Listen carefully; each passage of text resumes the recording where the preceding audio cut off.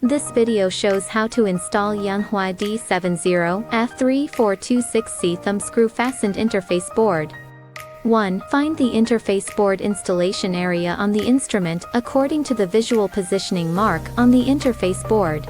2. Find the correct positioning holes of D1 to D4 on the instrument.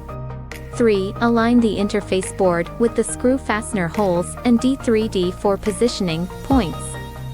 4. Press the interface board down with your left hand, tighten the locking screw with your right hand, the installation done. 5. Confirm again that the interface board D1 to D4 positioning pins are completely aligned with the D1 to D4 positioning holes of the instrument. Yanhua MQB interface board has the advantages of compact size, precise pin positioning, easy installation, pin connection is firm and stable, not easy to loosen, and safer data reading and writing.